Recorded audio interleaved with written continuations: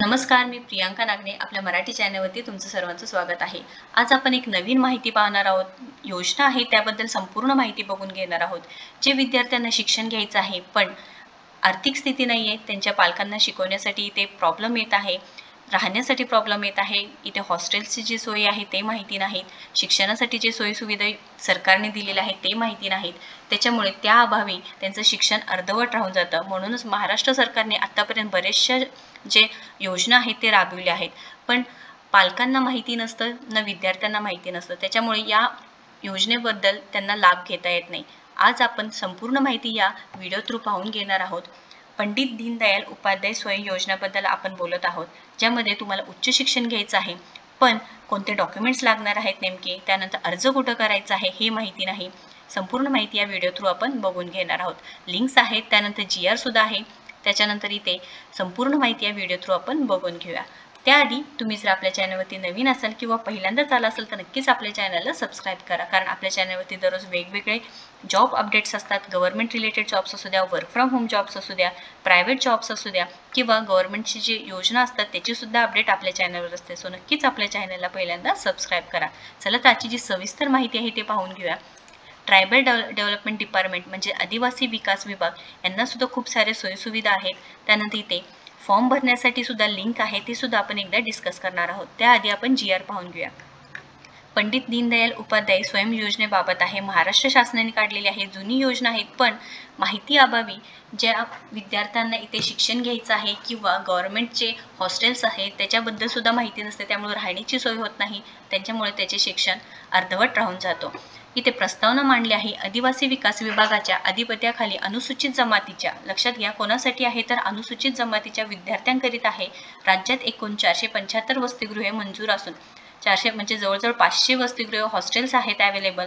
पण माहिती अभावी आपण काय करतो तर प्रायव्हेट हॉस्टेल्सचं जे आहे ते बघतो, किंवा त्या शिक्षण घेण्यास म्हणजे बाहेरगावी पाठवायचं तर शिक्षण कसं घ्यायचं, काय कुठे राहायचं हे सुद्धा प्रश्न असतं. सो 475 वसतिगृह आहे, त्यामध्ये देशामध्ये एकूण 61,070 इतके आहे. एवढे स्टुडंट्सचे जे कॅपेबिलिटी असणार आहे, त्यापैकी 491 शासकीय वसतिगृहे कार्यरत असून त्यापैकी 283 वसतिगृहे ही मुलांची, जे 283 वसतिगृहे आहेत ते मुलांचे आहेत आणि 208 आहेत ते मुलींचे आहेत. लक्षात घ्या, मुलांसाठी सुद्धा आहे आणि मुलींसाठी सुद्धा आहे. क्षमता बघा 58,495 इतकी असणार आहे. एवढी क्षमता स्टुडंट्सची आहे. आणि त्यासाठी राज्यात विविध ठिकाणी महाविद्यालय आहेत, उच्च महाविद्यालय आहेत, तंत्रनिकेतन वैद्यकीय महाविद्यालय आहेत, अभियांत्रिकी महाविद्यालय आहेत, ITI आहे, अल्पमुदतीचे कौशल्यावर आधारित अभ्यासक्रम इत्यादीची सुद्धा सोय केलेली आहे. त्याच्यामुळे तुम्ही इथे काय करू शकता, राहू शकता. आता इथे सदर उच्च शैक्षणिक अभ्यासक्रमांना प्रवेश घेणाऱ्या अनुसूचित जमातीच्या विद्यार्थ्यांना संख्येची मोठी प्रमाणात वाढ सुद्धा झालेली आहे. त्यामुळे तुम्हाला काय की ज्या सदर विद्यार्थी ग्रामीण भागातून, म्हणजे आपण ग्रामीण भागातून शहरात जातो तिथे राहण्यासाठी, म्हणजे गावाकडून तालुक्यात जातो किंवा जिल्ह्याच्या ठिकाणी जातो, विभागीय मुख्यालय आहे, महानगरांच्या ठिकाणी शिक्षणासाठी जातात. मात्र आर्थिक परिस्थिती नसल्यामुळे तिथे राहण्याची सोय किंवा जेवण्याची सोय किंवा इतर शैक्षणिक खर्च सुद्धा परवडत नसल्यामुळे ही सोय आहे, ती सुविधा आहे, ते महाराष्ट्र राज्य सरकारने आपल्यापर्यंत पोहोचवलेली आहे. संपूर्ण माहिती इथे दिलेली आहे की शासन निर्णय काय आहे. शासन निर्णय सांगितलेला आहे बघा. पंडित दीनदयाल उपाध्याय स्वयं योजना काढलेली आहे, जे अनुसूचित जमातीचे शासकीय वसतिगृहीत प्रवेश न मिळालेल्या विद्यार्थ्यांना इयत्ता 12वी नंतरच्या जे उच्च शिक्षणाकरिता भोजन म्हणजे जेवण, निवास, राहण्यासाठी व शैक्षणिक साहित्यांसाठी त्यांच्या आधार संलग्न बँक खात्यामध्ये, म्हणजे तुमच्या बँक खात्यामध्ये थेट रक्कम येऊन जाणार आहे. यासाठी तुम्हाला अर्ज करावा लागणार आहे. सदर योजनेअंतर्गत सन 2016-17च्या शैक्षणिक वर्षापासून सुरुवात झालेली आहे बघा. शासकीय वसतिगृहात प्रवेश न मिळालेल्या एकूण 20,000 विद्यार्थी संख्येच्या मर्यादित अनुसूचित जमातीच्या विद्यार्थ्यांना उच्च शिक्षणाकरिता तुम्हाला इथे हे बँक खात्यामध्ये थेट रक्कम सुद्धा पोहोचवली जाणार आहे. आता इथे समरी दिलेली आहे, बघू शकता. खर्चाची बाब कसं त्यांनी डिवाइड केलेलं आहे. भोजन भत्ता आहे, त्यानंतर निवास भत्ता आहे, निर्वाह भत्ता दिलेला आहे.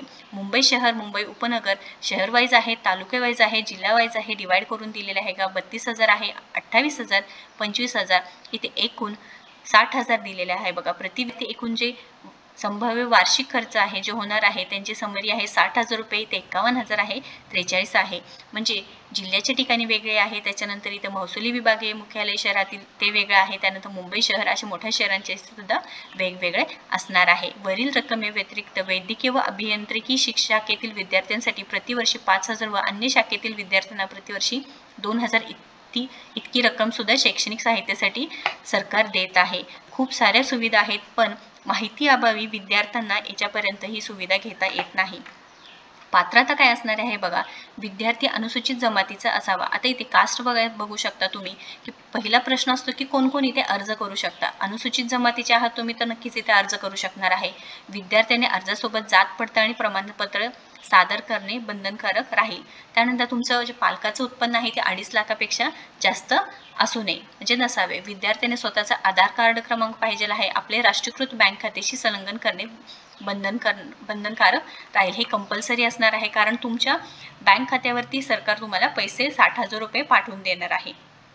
विद्यार्थ्याने प्रवेश घेतलेली शैक्षणिक संस्था, आता ते तर पाहिजेलच की प्रूफ म्हणून तुम्ही जे शैक्षणिक संस्था आहे किंवा ज्या शहराच्या ठिकाणी आहेत अशा शहरातील सदर विद्यार्थ्याचे पालक रहिवासी नसावेत, हे सुद्धा आहे.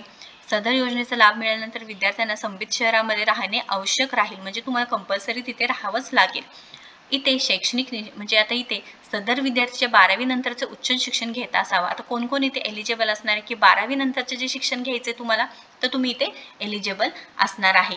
म्हणजे 12वीच्या आधी नाही की 12वीच्या नंतर तुम्ही 12वी नंतर उच्च शिक्षण घेताय, कोणतंही असू द्या, म्हणजे इंजिनिअरिंग असू द्या, मेडिकल फील्डमध्ये असू द्या, ITI करत आहे, तर त्यासाठी सुद्धा तुम्हाला इथे लाभ घेता येणार आहे. वैद्यकीय महाविद्यालय आहे, उच्च महाविद्यालय आहे, ITI आहे, तुम्ही इथे नक्कीच इथे ह्या योजनेचा लाभ घेऊ शकणार आहात. त्यानंतर इथे तुम्हाला इतर निकष सांगितलेला आहे बघा. योजनेचा लाभ 12वीच्या नंतरच्या उच्च शिक्षण घेत असलेल्या विद्यार्थ्यांना देण्यात येईल, हे सुद्धा सांगितलेलं आहे. जास्तीत जास्त 7 वर्ष सदर योजनेचा लाभ घेता येणार आहे. त्यानंतर क्वेश्चन आहे की किती वर्ष, म्हणजे मी फर्स्ट इयरला आहे, सेकंड इयरला आहे, थर्ड इयर, 7 वर्ष तुम्हाला योजनेचा लाभ घेता येणार आहे. विद्यार्थ्याचे कमाल वय 28 वर्षापेक्षा जास्त नसू नये, हे सुद्धा सांगितलेलं आहे. त्यानंतर जे सदर योजनेस पात्र विद्यार्थी अनुत्तीर्ण झाल्यास योजनेस अंतर्गत लाभ देण्यात येणार नाही. तुम्ही जर फेल झाला तरी ते लाभ देण्यात येणार नाही, हे सुद्धा सांगितलेलं आहे. जे जमातीचे अनुसूचित जमातीचे अपंग विद्यार्थ्यांना त्यासोबत सदर योजनेचा लाभ प्रथमेने देण्यात येईल, हे सुद्धा सांगितलेलं आहे. आता इथे जे तुम्हाला डॉक्युमेंट्स कोणते लागणार आहे ते सुद्धा आपण एकदा चेक करून घेऊया. इथे डॉक्युमेंट जे लागणार आहे तुम्हाला पहिल्यांदा लागणार आहे ते आधार कार्ड, महत्त्वाचं आहे, लक्षात घ्या. रेशन कार्ड आहे, तुमचे पासपोर्ट साईजचे जे फोटो आहे ते सुद्धा तुम्हाला इथे लागणार आहे. मोबाईल नंबर, तुमचा ईमेल ID, जे जातीचा दाखला आहे ते, बँक खात्याची पूर्ण माहिती, जन्माचा दाखला, कुटुंब वार्षिक उत्पन्नाचा दाखला. जर तुम्ही विद्यार्थी जे आहेत ते अपंग असतील, आधीच सांगितलं की जे अपंग असतील त्यांचे ते प्रमाणपत्र, डोमेसाईल सर्टिफिकेट, त्यानंतर इयत्ता 10वी व 12वी पासची मार्कलिस्ट आहे ते लागणार आहे. लक्षात घ्यायचं आहे, ही जी लिस्ट सांगितली आहे ते सर्व डॉक्युमेंट्स तुम्हाला इथे लागणार आहे. अटी सांगितले की आपण जसं बघितलं की 2.5 लाखापेक्षा जास्त जे उत्पन्नाचा दाखला नसू नये. त्यानंतर तुम्ही 12वीचे जे पुढचे उच्च शिक्षण घ्यायचं आहे, 7 वर्षापर्यंत या योजनेचा लाभ घेऊ शकता. त्यानंतर इथे ऑनलाईन पद्धतीने तुम्ही अर्ज करू शकणार आहात. त्यासाठी ही लिंक दिलेली आहे, मी डिस्क्रिप्शन बॉक्समध्ये देणार आहे, एकदा चेक करायचं आहे. रजिस्ट्रेशन करून घ्यायचं आहे तुम्हाला. आधार नंबर टाकायचा आहे, प्रॉपर तुमचा आधार नंबर चेक करायचा आहे. तुमचे जे आधार कार्ड आहे त्याच्यावर नाव आहे ते फिल करायचं आहे. Date of birth, gender select करायचं आहे, mobile number, password, confirm password, त्यानंतर कॅप्चा टाकायचा आहे आणि सेव्ह करायचं आहे. सेव्ह केल्यानंतर तुम्हाला लॉग इनसाठी हे भेटून जाणार आहे. त्याच्यानंतर पुढची प्रोसेस तुम्हाला करून घ्यायचं आहे. खूप चांगली संधी आहे बघा विद्यार्थी मित्रांनो, तुमच्यासाठी खूप साऱ्या सुविधा महाराष्ट्र सरकारने दिलेल्या आहेत. तुम्ही नक्कीच याचा लाभ घेऊ शकता.